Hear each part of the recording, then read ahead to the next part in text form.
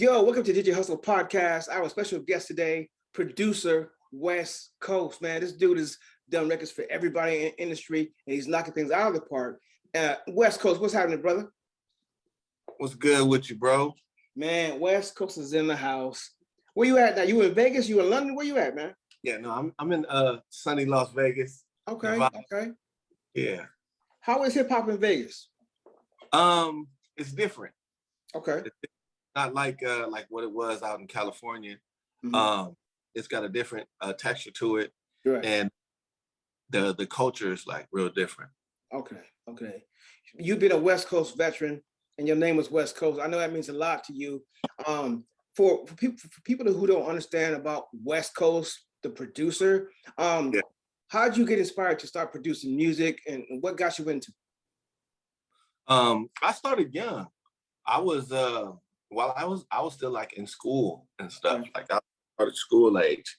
So though I was like in a band when I was in junior high at Willowbrook and in Los Angeles, or actually Compton Unified School District. Let me that bit together. In Willowbrook Junior High and at Davis Middle School. Gotcha. By the time I got to my high school, which was Centennial High School, you know, alma mater to all my partners out here in the music industry. Right, right. That's when I got more in tune with music as a profession versus just, music and playing music. Okay, okay. So you was booming in the band. So you had a band cracking. Was you drumming? Was you playing tuba? What horn? What was you playing? My initial instrument, like my ideology to music was I was a percussionist. So I did everything drum until I got to high school. And then once I got to high school, my band director, which oddly enough just recently turned 82. Oh, with Roberts. wow. He was at Centennial High School all the time I was there, and years prior. He told me if I'm going to be a true percussionist, then I need everything that's a percussion instrument. Right. And being young, I only thought I needed to learn more drums. Exactly. He guided me into like learning piano, which is a percussion instrument. I was even playing timpanis and set and stuff like that. We actually ended up going to Florida A&M to be a part of 100 because I was so earnestly searching and like seeking to do more stuff musically. Right. Okay. Okay. So being in a band has helped you become this producer, not beat maker, but producer, because you can actually play different instruments and fill all those voids in the whole of music. So with hip hop. So what got you into really producing as far as like hip hop records? How'd you get your feet wet into that? My first check ever came by way of Terry Carter. Rest in peace, Terry Carter, owner of Heavyweight Records. And at the time, he was managing a group known by the world named Snoop Dogg Presents the EASTSIDAZ. I remember. Terry was looking for an engineer, and he elicited myself. And at the time, he elicited my homeboy. He's like my brother in music, Terrace Martin. So he was producing records, and I was engineering at the time. And then during that time, hanging around Snoop and everybody, Goldie, Trady, like all of the EASTSIDAZ and the rest of the Snoop camp. Right.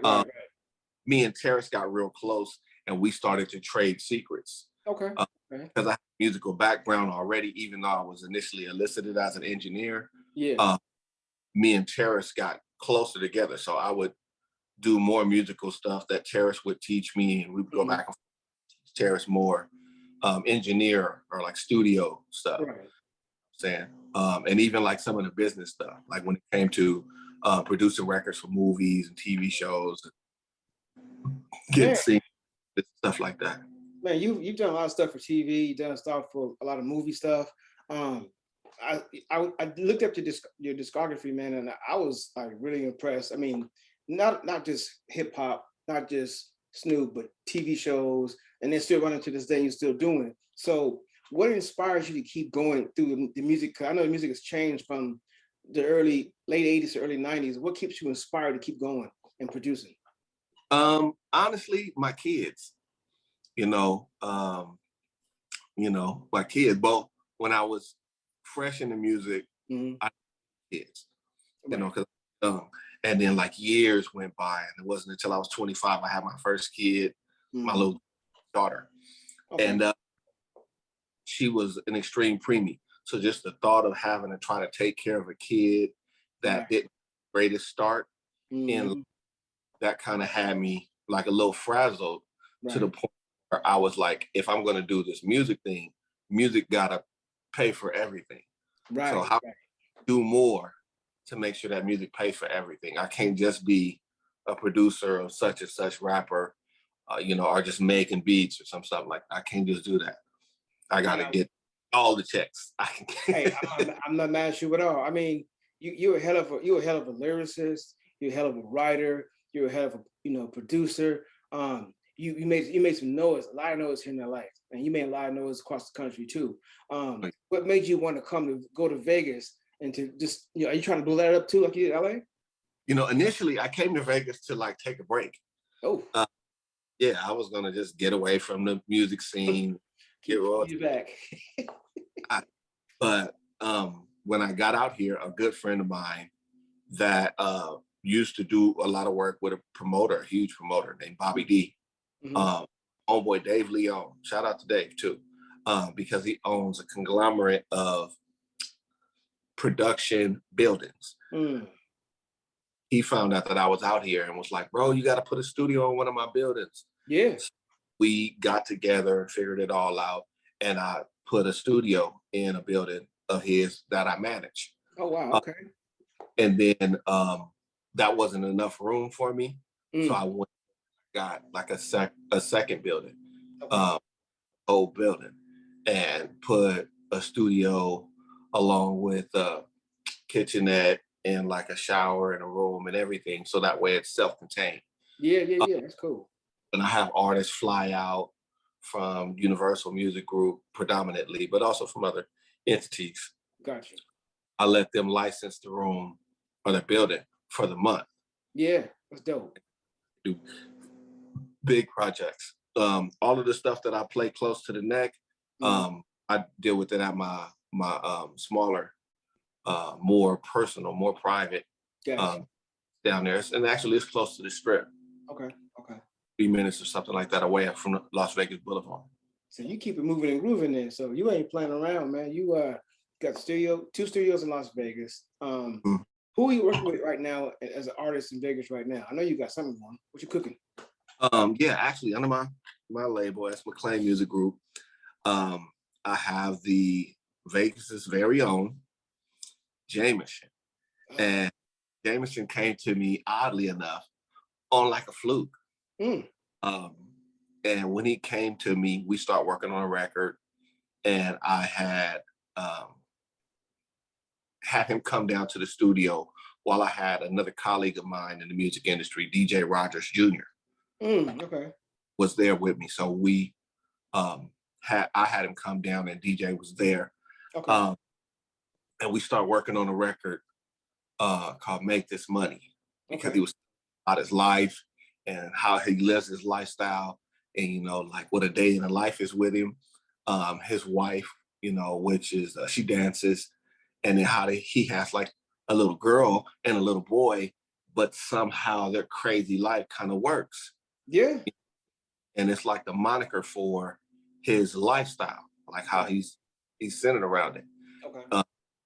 And we did that first record, and after that, when he started seeing like some of the accolades on the wall and started, digging a little deeper, Googling DJ out like who we kind of were, and was, hey bro, is there a way that I can get a situation? Like what's and what I saw out of him most importantly, he had a willingness and an eagerness to learn and to absorb everything that he could.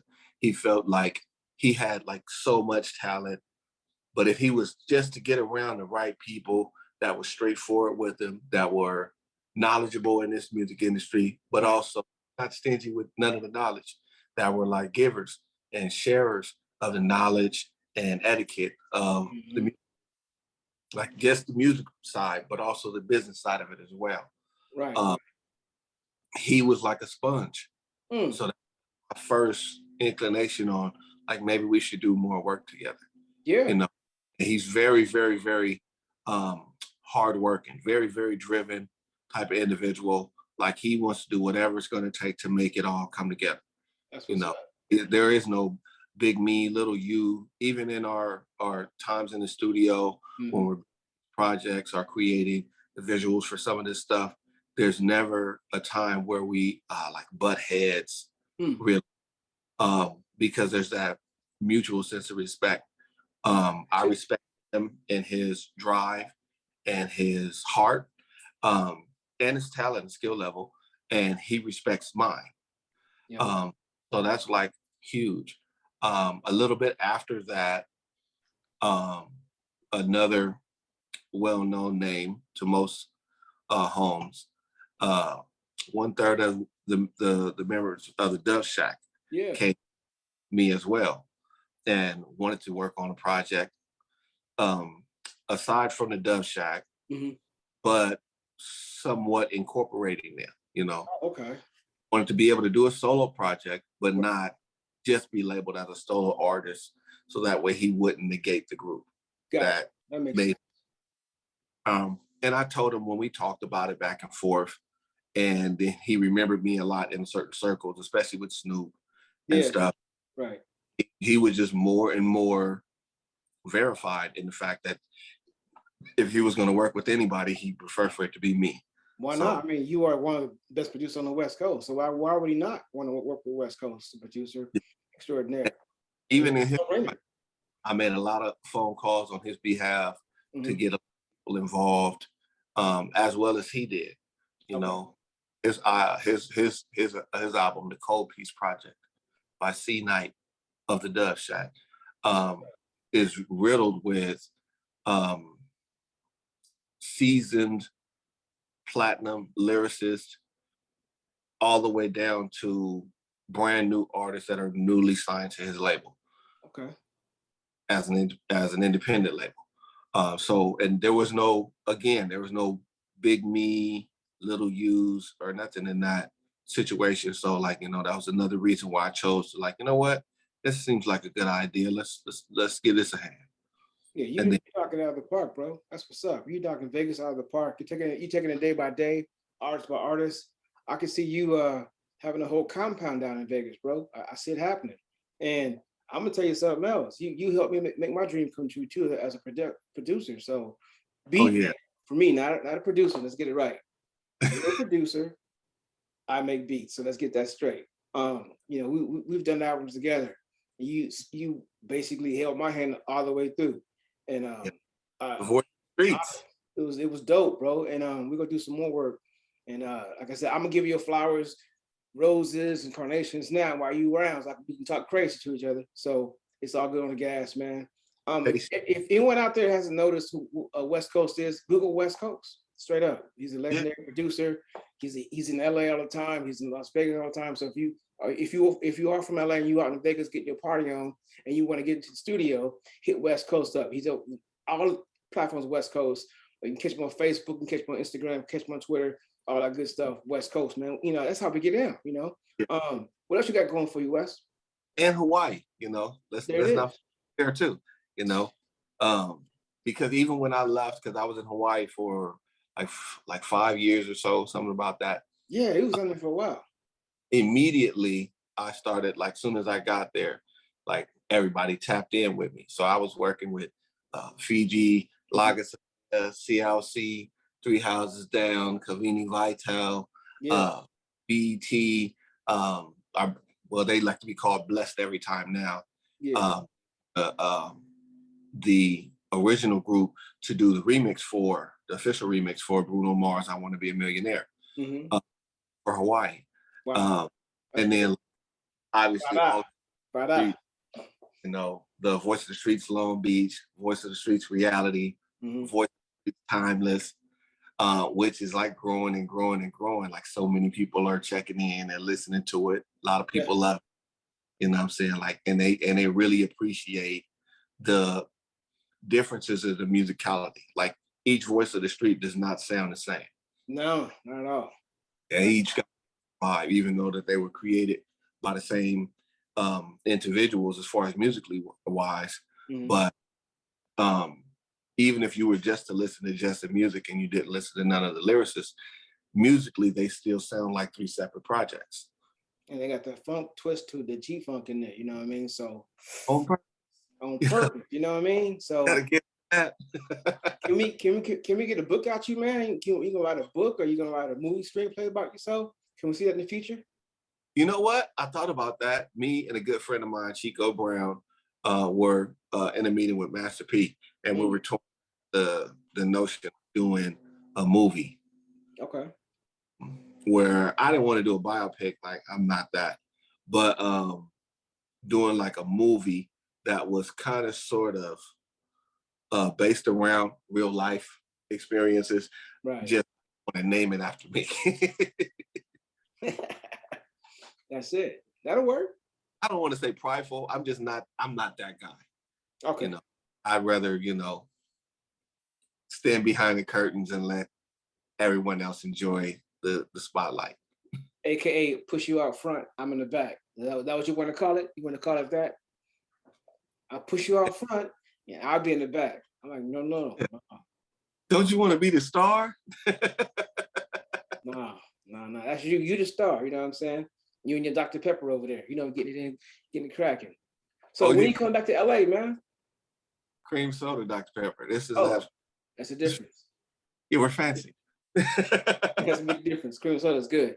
So when you come back to LA in the studio, man, what can we get something out of you from LA? I was just out there working on some stuff because you know I have 4 studios in California. I have one still in Burbank. Shut it down initially, and then I just reopened it because there was no reason to shut it down. So one in downtown Burbank, one in North Hollywood, one in Hollywood, and another one in San Pedro. But I was at the Hollywood one, oddly enough, a little bit ago, and we were working on some stuff. So yeah, always stay on the lookout for me. Every once in a while, I like keep people, you know, kind of guessing because I'm all somebody else's stuff. Yeah. And blue, I just might throw one out there that I don't let nobody else get. Hey, there it is right there. Man, give out, it was a great honor to talk to you, brother. Give out your Instagram and all your social media so people can check you out. If they want, let people know how to book you, if they want to book you for sessions in Las Vegas, or LA, Hawaii, wherever you're going to be at in the studio. Let people know what's going on with you. Yeah, all of that stuff, you can just go to the website, smcclainmusic.com. That's the best way to contact me, whether it's for studio time, whether it's for management, distribution, whether it's for production, writing, whatever it is. Aside from that, most social media platforms, you can find me there at Left Coasta. That's LEFTCOASTA. I think on Instagram, I might be Left Coast. Yeah. But for most of the rest of them, I'm Left Coast. Or you can just Google Shane West Coast McClain. Put that in, all kinds of stuff pop up, you know. All right, man, that's what's up. Hustle man. Hustle man.